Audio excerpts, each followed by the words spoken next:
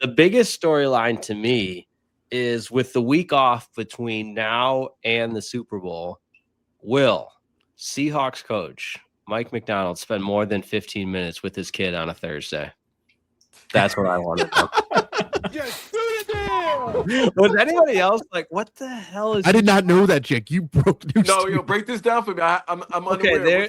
this was a viral clip that everybody was just having a riot with because he's talking about how much family means to him and everything, and you know how he puts in time at the office, and this is great radio. I should have had it, send it over to you. And then he starts talking about his kid. It's like, yeah, on Thursdays I go home and I spend 15 minutes alone with my kid, and that's how I know I'm a dedicated father. Like 15 minutes on a Thursday. Wow. I mean, I'm exaggerating. It wasn't quite that bad, Could you imagine if Mike Tomlin, Aaron Glenn said that?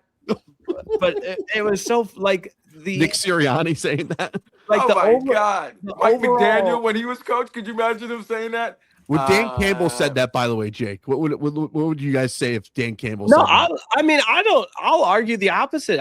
You guys know I'm the biggest Curt Cignetti fan there is. He's not a slave to the clock. You get in, you do your work, and you leave. Whatever that looks like, it's different every day. But you don't have to be the John Gruden pulling 20-hour days and sleeping on a cot. I think that's an archaic way to do it. So I think it's totally fine. But I also I don't think you need 15 minutes alone with your kid to be a dad on a Thursday.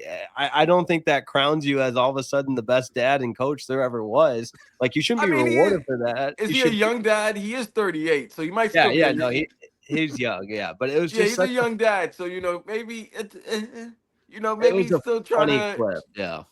He's trying to know his kids' personnel. I don't know. That was weird. And that's the thing. They're grabbing anything right now for the next week or so just to talk about.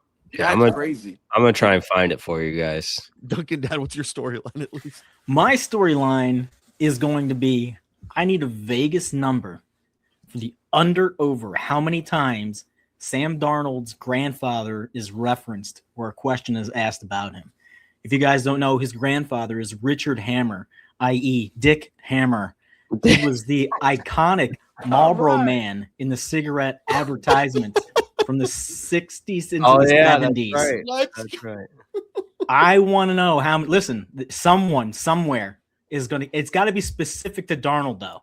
Like, you can't bring him up in, other conversations. It's just like, how many times are we going to ask him? And how many times is he going to say back? Just that's what I want to know. That's my storyline.